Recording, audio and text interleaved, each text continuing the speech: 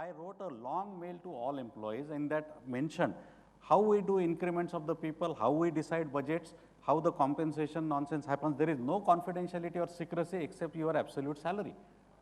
So how we are coming to 10% or 12%, everything explained, and finally I said that your rating has been given by your manager.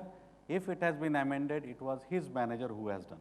The CEO, myself, the directors of the company, nobody has tampered with that. So if you have a question, satisfaction, dissatisfaction, celebration, frustration, you go and talk to your manager. He must answer that question. People were stunned. My managers were so unhappy with me. They said, you cannot write like that. I said, did we do that or not? Yes, we did that. I said, what is wrong in telling the people? Now, in that company, people know it very clearly that there is nobody who is interfering except my manager. Now, he cannot tell me the story. मैंने तो बहुत अच्छा rating दिया था लेकिन वो CEO ने change कर दिया, क्या कर सकते हैं? That is the biggest excuse. और HR ने चेंज कर दिया. Wherever HR is powerful, then HR has to become a bad guy and the people stand in front of you. After the appraisal, HR becomes very popular. Everybody wants to meet you and say that आपसे एक सवाल पूछना था. तो हमको मालूम है क्या सवाल पूछना है. HR वाला टूर पे चला जाता है because he has no answers to those questions. That is the biggest problem. Thank you. On that note, I would like to open the floor for questions. It's a very interesting thing. So so let the lady come first, and then I'll ask you to. Yeah, please.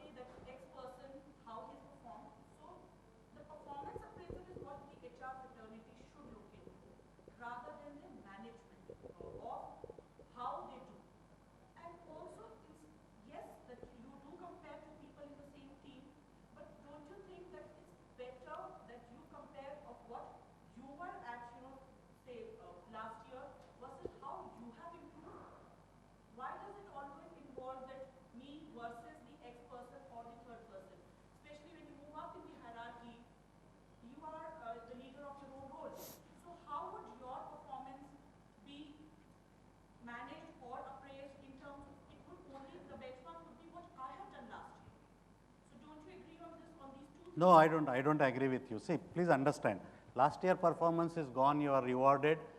My financial results are out, I am rewarded in the stock market, okay? That is a done deal. It is a closed chapter, there is no bonus for that, there is no benefit of the past performance. The only benefit is, if I have to look at last 3 years, consistency. Right. Performance and results are relevant to that particular financial and performance year. The benchmark for that is the KRAs and KPIs that you have set, and if there is something called culture, value or competencies, that's it. Second and most important thing that you are referring to is others. So there is an absolute performance which is on my KPI and there is a relative performance against other people. And that's what my point is, that when relative assessment is being done, why should I tell it to the people against that fellow you are here? When he comes and says that, why did you send him to that Timbuktu program in training and development, why I am not going? That is the time a manager can answer this question, saying that if you do these things, if you demonstrate these behaviors, if you demonstrate these results, you will also go there. That's enough. But I would always say that I am better than that guy. How can you assess him like that? Why would I accept that I am inferior to somebody? That's the human psychology. So I have justifications for my poor performance also. Is there anybody who says that, yes, I perform poorly, sir, please rate me at the bottom of the pyramid? How can it happen? It will never happen. You will say, my boss was mad, I had this problem, my system was defunct, my customer was like that, my market went through this problem. The whole world was against me, so I failed, but I am successful, I am winner. There is no question of making that person participate, and that's where you have to make it more objective, measurable, quantifiable, but stick to that. You know, if you beat the system, which we have all been capable of doing it, you design a software, there is a bug. You debug it, there is a new bug. That way, I keep on researching. You go to any HR person and say that, can I study your PMS? He says it is under review now. You know, why are we reviewing it every morning and evening? Every company wants to do that. Every HR wants, because we are finding bug into that. But bug is not in the system, bug is in the execution of that, because people are playing with that. So conceptual clarity, I would take responsibility as HR. I have to educate people. I have to make sure that they respect. And if I am owning that system, I have to make sure that there is an integrity to that system in my organization. Until then, I will keep fighting with people. HR cannot be popular on this front saying that, okay, you play around a little bit, I am okay with that. That is not the case. Yeah, gentlemen. Okay. I have a question. Yeah, it's a very simple question. I am Arun. The question is that is performance appraisal or management? So, gentlemen, I can't see you. Yeah. Okay, I'll stand. Yeah, and you can just tell us who are you addressing the question to? I am addressing it to the gentleman there. So, Shrikant. yeah. Okay. See, my question is that performance appraisal or performance management, is it the effect of the last 2 months before the performance appraisal or the entire year? See, the issue is, again, come back to the point of system. Now, system is made up of multiple elements which are independent. When they are collated and brought together, they take form of the system. So, objective setting at the beginning of the year and annual appraisal at the end, this is one end of the cycle, but performance cycle, continuous cycle. It is not 1 year cycle. It is as long as the employee's life is there. Within that, there are multiple elements, and most of the companies, I believe, there is a system called mid-year appraisal. Why should it happen in between? Because you have to recalibrate. Where have I reached? And this is what our quarterly reviews do for our business performance. This is what the manufacturing does. Every function does for the people. Where have I reached?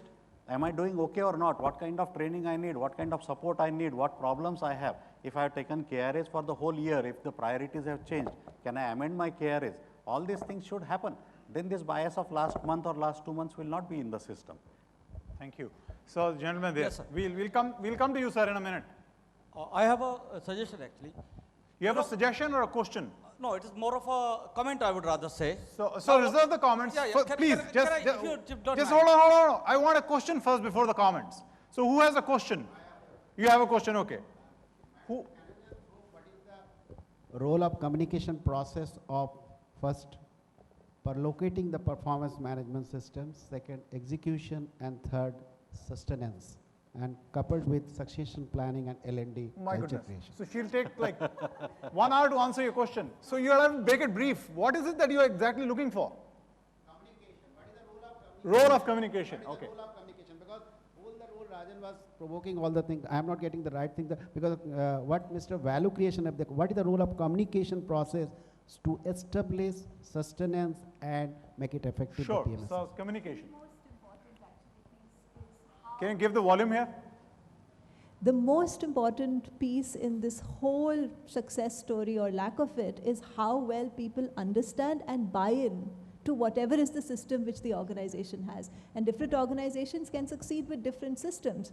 But what's important is it commonly understood, and do people believe that it's a fair system?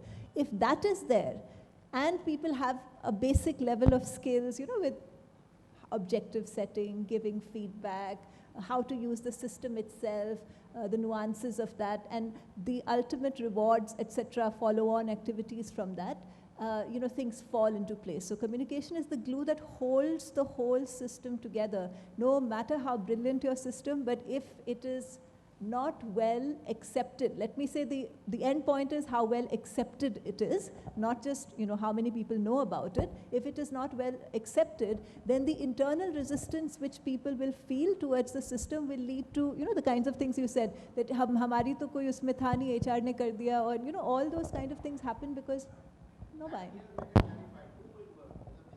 Correct. Yeah.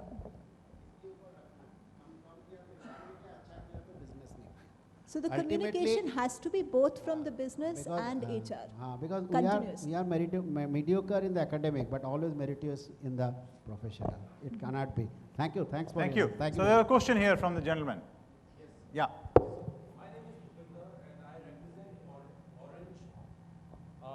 My question is to Shalini as she's done her PhD. So I just wanted to understand how are we trying to remove the biases from a performance management system or even let's say talent management when we talk about 9 boxes and all of that. All of it goes to a simple Excel sheet saying that I know my people, I can rate them because human intelligence is much more than you evaluate them onto X, Y, Z review and all you get to know. So my question is very simple. What are we doing to remove especially the biases of perception or this human intelligence when we say, I know my 10 guys where they are, I don't need, or you know, if I have a say, I will tell you during my performance review. And especially my question was this, because especially with increasing targets, increasing business competition, we possibly do not have those effective tools wherein business managers spends less time to evaluate. If they do this extensive exercise, they would rather, I think 30% of their time will go into just filling either on tool, it's not very savvy. So is there anything that we So are I doing think to control your question things? might be simple, the answers are certainly not. I think the first thing to accept in all of these systems is that you will never be able to completely eliminate bias. There will always be some room for subjectivity, both in appraisals, talent decisions, etc., etc. Now, having said that, having known that, you know, after all, we're human beings who are, in a sense, evaluating other human beings, and therefore there will always be that X amount of bias, error, whatever. What is it that we can do to reduce that? And there would be, you know, 3-4 things which are useful. The first is an awareness of the fact that all of us have our biases.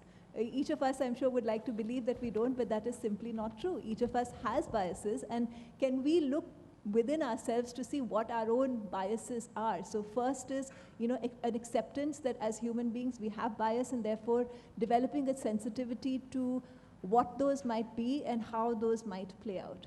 The second, which has actually a lot of relevance for HR people as we design systems, is how do we design systems which provoke the right kind of questions, you know, so that it's not as simplistic and on the surface snap judgment kind of thing. So how do we design a system which provokes the right kind of, you know, questioning, so that hopefully at the end of it what we get has a lot more depth and credibility than, you know, maybe an off-the-cuff sort of an assessment.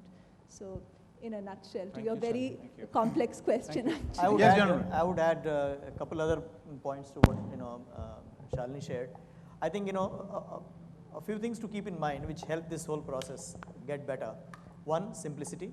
If it is to be scaled, it is important that it is simple. Frequency. It's important that there is regularity of this. Third, transparency. Transparency in terms of getting multiple stakeholders. For example, HR being involved, helps, being a leveler, it's important. A skip level being involved, manager, helps. And having this structured, so that people know what they're looking for. What did we, it's like setting the rules of the game at the start of the year. What did we set out for? Versus, middle of the year interpreting it differently. I think that can compromise the credibility. So sometimes, some of these help. Keep it simple, keep it frequent, keep it transparent as much as possible. Thank you.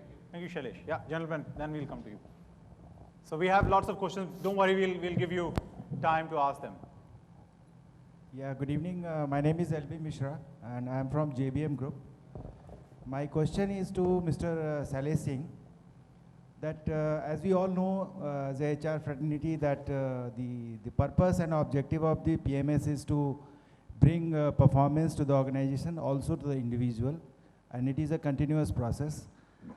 As a HR, what we think that after PMS cycle, which completes, at the end of the financial year, and we give result, the performance is, appraisal is also done to the employee. As a bell curve, 5% of the, 5% or 10% of the total population is forced out because of the non-performance. And there is always a bunch of people, those they are the highest performer, but they are not being evaluated, or maybe they are not rewarded accordingly. So there is a always possibility, which I think every organization is facing, that there is a attrition. Every after this PMS cycle is completed, there is a huge attrition. So what we have, what we are thinking to develop any tool which can actually control the attrition. I mean, non-performers we are asking to go, and best performers are not suitably rewarded. So what we have to think and what tool we have to develop, so that, I mean, the purpose of PMS is to develop the organization and individual, but actually there is a, I think, I noticed and experienced that there is a talent drain also. So we got your question. So the idea is that how do you contain attrition post PMS? Let me again quote this poet.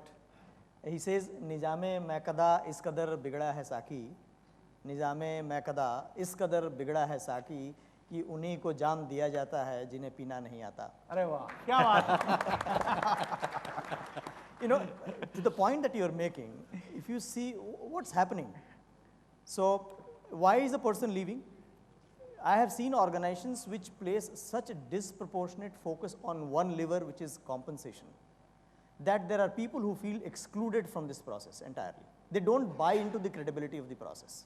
So first of all, I think, placing a whole lot of disproportionate focus on just one lever, which is compensation, and leaving out other levers of career growth, development, fulfillment, and joy, because that's how you create a harmonious environment.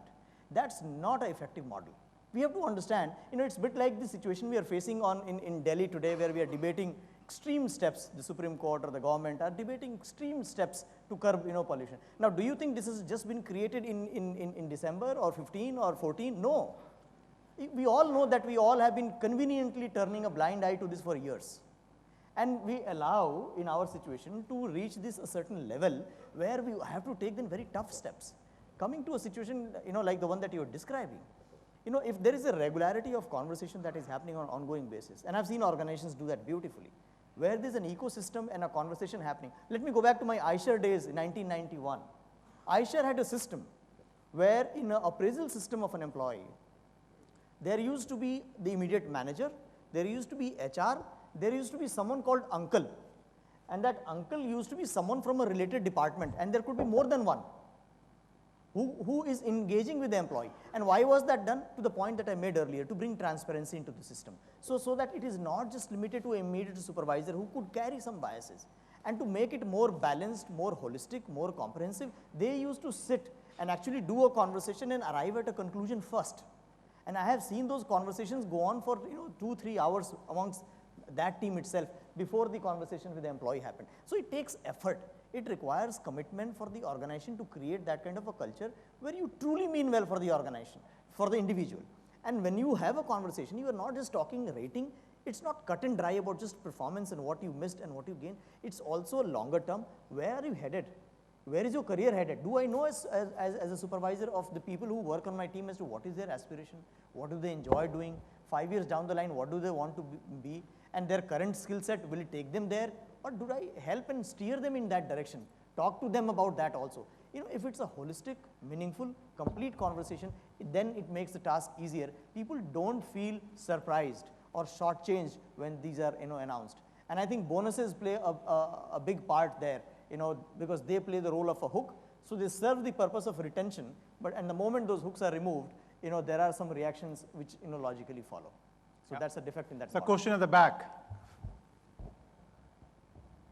There's no mic, don't worry, just ask us, or there's a mic coming to you. Good evening all, I am Pavan Kumar from SAIL. Actually, I'm not finding any way wiser than when I started listening to my panelist here. From the right side, it is made out so simple that I think it's the easiest thing to do.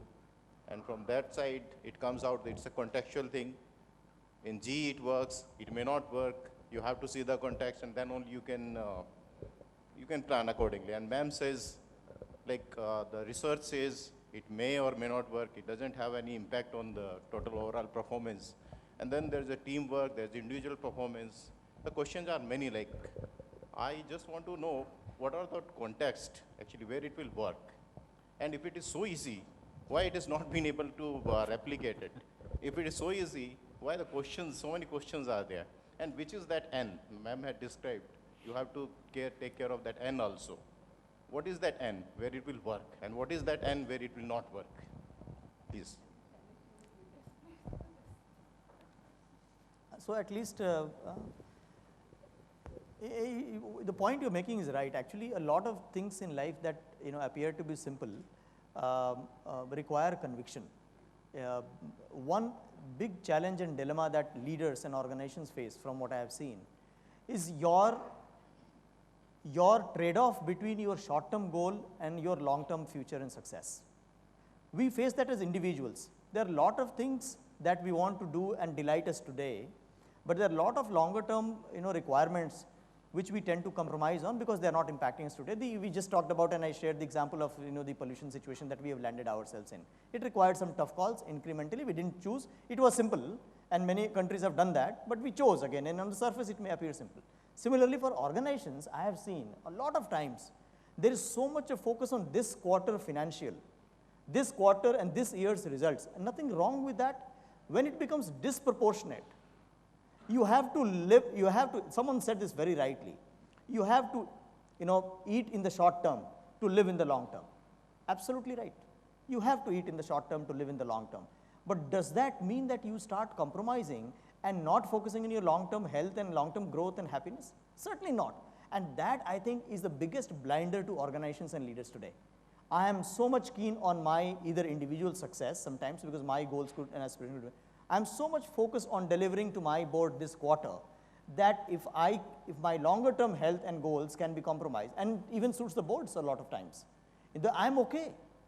And then when I continue to build this up, one test that we use in our organization parlance is also the calendar test. I think we all must be familiar with it. In life, one test which is very simple that we should apply to everything that we are assessing, whether it is important or not, is the calendar test. What is important? How much time are we devoting to that on our calendar every day? Very simple. If it is getting only 1% of our time, we may be doing lip service of saying it is very important, but we are not devoting. And I'm just using the simplest test to bring out the point. So in organization context, how much of time, or on a leader's calendar, how much of time is being devoted to this whole appraisal process that we are discussing, to this whole people goal and agenda that we are talking? Hand on heart, we all should assess ourselves and see. It will bring out how important this is today and how well we are executing. And that's exactly the point that I've been making in the last few submissions. See, the fact is it is a complex decision. There is no very easy shortcut. And being able to, hand on heart, really answer fundamental questions of, so what kind of culture am I building in this organization? What do I truly care about more than anything else? What do I hope to accomplish at the end of this, both in terms of outcome of just the performance appraisal process, but more generally in terms of the fabric that I'm trying to build? These are very, very important questions. One of the biggest challenges we have is that a good PMS is almost seen as an A-contextual vehicle that could, that form worked well there, it might work well in B. A system may have technical merit, but whether that system sits well with your organization, given contextual factors, both of, what's the kind of culture that you're trying to build, and what's the stage of evolution of that organization, where is it, what kind of industry is it in, what are the demographics within the organization. It's very important. We must understand all of that and then see, okay, given all of this, what is likely to work here? And that answer is going to be different from one organization to the other. It just won't be the same. Yeah, go ahead. I can't agree more with Shalini and Shailesh. But my friend, I would just say this. Being in HR, if you think that any book, any teacher, any consultant, any panelist, or any best practice will teach you how to solve your problems, you are grossly mistaken. HR people, fundamental competency that we must have is we should learn to think. And some of these discussions or the studies that we do, those ignite those thoughts, that give us a direction. you'll not get a quick fix solution. I completely agree with what Shalini said there, that it's so contextual. Your last year is not comparable to this year. Forget any other company or any other best practice, But some of these things that we learn, and what I'm listening to my fellow panelists here, I'm getting so much to learn that I need to think about how I'm going to improve myself and my organization systems there, So to a large extent, I think that's what the purpose of these discussions is, that it helps us to think better and think in the right direction. So from just to summarize, and we'll come to questions. Summarize this question: what we know and what we don't know. So what we know through science is ratings work. If we put ratings and we rate people one against the other, they work to solve the problem of how the organization can perform better. So it solves that problem, organizations working better. Second, we know that if we are transparent, then people understand, recognize that fact, and appreciate to be in that system. Third, we know if you set the accountability to the manager, as he was saying earlier, to make the system work, it works. Fourth, we know that behaviors are important, and how do we need to evaluate them is contextual. But we also know that if we do not evaluate behavior and leave them alone, performance alone cannot take the organization further up. So those are 3 or 4 facts we know for sure. And those are all research-based facts which have been proven over and over. And lastly, we know that people love to perform better if the goals are set in that sweet spot where it challenges you a little bit more. So we know all those facts. So those are 5 facts we know. Now you can build your performance management system around these 5 facts. So we all know this. When I say no means it has been proven, as Shailesh said, through science. Science, over a period of time, in various management cycles, in various countries, in various contexts, remain consistent on these 5. They all, across the world, these 5 remain consistent, wherever you work. So we know all these facts. Yeah, so we'll take a couple of more questions and we'll end up. If I were to articulate the outcomes of a appraisal system. Is there a comment or a question? No, I'm asking a question. So ask the question. So the question is, if I were to differentiate an annual appraisal from the reward and recognition out of a performance management system. So if I were to say that the performance management system closes in March and the annual appraisal happens maybe in December or July or somewhere later. So delinking rewards for Correct. performance. So maybe the appraisal is linked with the cost of living index or something, and the reward, bonuses, and other things are linked to my ratings and performance. So how about that? So you're putting a solution and you want comments. Yes. That's what you're asking. Okay. All right. Fair enough. Yeah, go ahead, Shrikant. I think that is the best way of handling the challenge that people see, because it's not only the rating. What comes out of that rating is also a matter of concern for employees. The moment you disconnect these 2 systems, because when we talk about increments also, we are talking about cost of living, business performance, market conditions, parity, value of the talent in the market, difficulty to hire or retain people, all these factors and your performance put together, you get an increment there. Okay. Now, the moment I dealing the PMS with my C&B system and say that rewards will come in July and PMS will happen in December, and people would know that there is some connectivity between that, but then there are multiple other factors. The pressure on that rating A or OA or NA will automatically get reduced there. So I don't care, because I know I have been A all my life. It's okay. How does that matter to me? Second, there are multiple rewards we are giving. We are giving increments, we are giving incentives, we give stock options, we give some different kinds of short-term bonuses, long-term incentives, all those things, kind of things. That is where the differentiation must happen. So you see that when the stock options, whatever companies have practicing there, I have a grievance that the stock was not given to me. But it is my choice to stay or leave the organization based on that particular experience that I have gone through. There are large number of people who are aggrieved that मुझे stock नहीं देती है company, but they continue to work for that company. They don't resign every morning from that company, So I would go with what you said, that it is better to disconnect as much as possible between these ratings, and that so that the sanctity of the performance management system will be upheld, and managers also will start respecting to do unbiased and fair assessment of the people. Okay, so gentleman from the center, he's been trying for a very long time. Surya Narayan, I am from NTPC. I would like to ask a simple question to Mr. Srikanth. Do you see the possibility of PMS as a driver of employee engagement? Because if I buy the comments of Mr. Shailesh, it has to add value either to the organization or to the individual. And employee engagement is a kind of thing which adds value to both.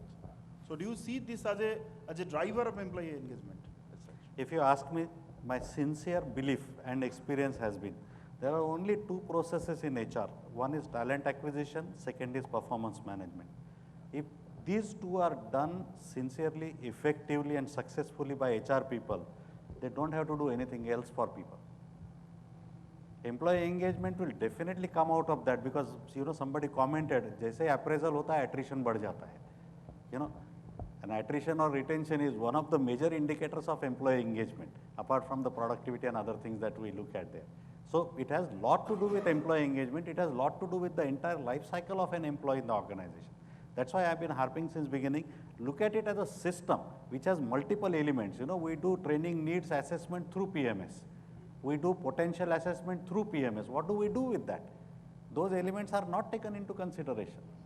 But the moment we start doing that, you don't have to do separate talent management, succession planning, leadership development. It is all embedded into your PMS. Thank you. So last question of the day. Yeah, go ahead. I am Malviya, and I have a question regarding the frequency of the feedback. We have talked about the informal type of feedback that normally takes place in day-to-day activities. We have talked about the mid-year review also. But the thing is, when we talk about feedback, it is becoming very important nowadays because companies have started saying no to bell curve, and then the best resort is the feedback, maybe 4 times in a year, 5 times in a year. What is the right frequency that we can think about with your experience and all? Goes to Srikanth.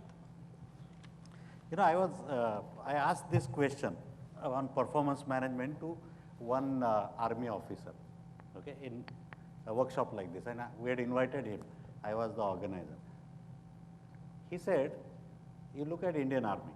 He says, I am an officer with certain stars here, okay, and we have our office premises. So I walk from one building to another. There is a sentry standing there. His job is to salute me, looking at my rank. Now he says, I walk from there. He does not salute me. What do I do? He says, I walk back, go to him, look into his eyes and say that, Santri, आपने हमको देखा? जी sir. आपको salute करना चाहिए था? जी sir. आपने किया? नहीं सर. ओके. राइफल लो, 20 राउंड मारो ग्राउंड. फीडबैक भी हो गया, असेसमेंट भी हो गया, रिवॉर्ड भी हो गया, रिकॉग्निशन भी हो गया. There is no end of the year appraisal. On performance, if it happens on a day-to-day basis, week-to-week basis, fortnight, and I have experimented this in one of my past companies, where it was more like a project organization, IT company. Every 15 days they used to do a project review, and we converted those project reviews into people reviews there. So it was like a fortnightly structured assessment and feedback to the people going. End of the year, there is no challenge in that. So highest the frequency, it is better for the people. Okay, so we have a lady at the back.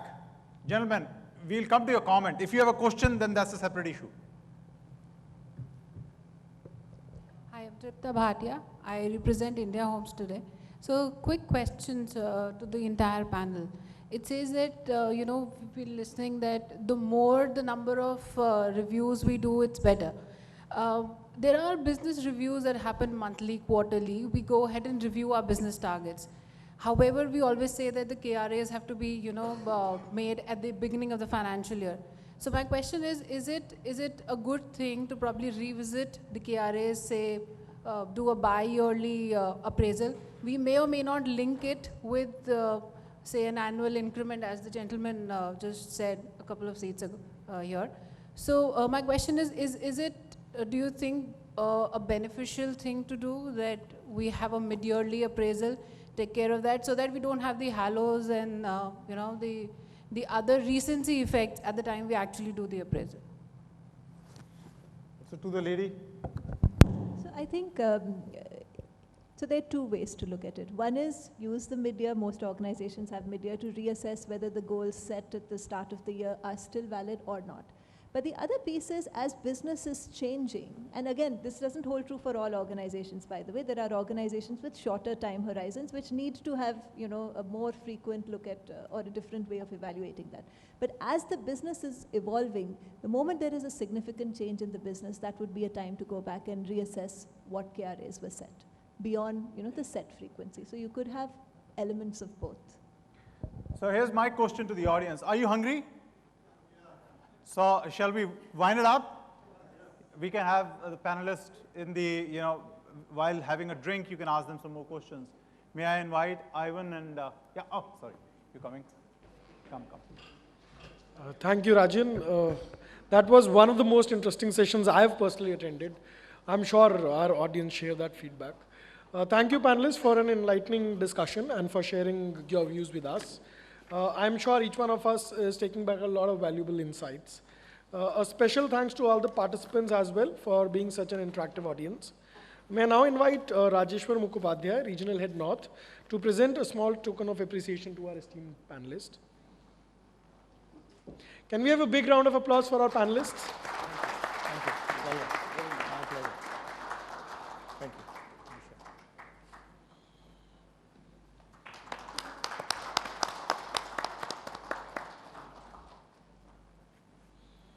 Thank you.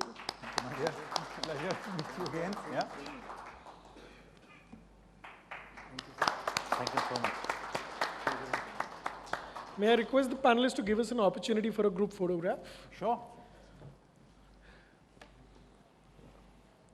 We would also would like to thank our sponsors for the event. Our presenting sponsor, Swed Auto Private Limited, who represents Volvo Cars.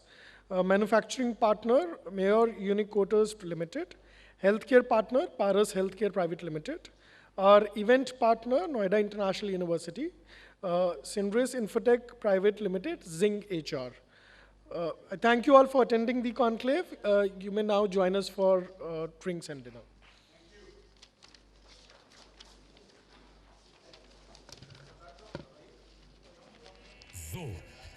जोर से अगर लग जाए तो किसी का जोर नहीं चलता, आदमी कमजोर हो जाता है।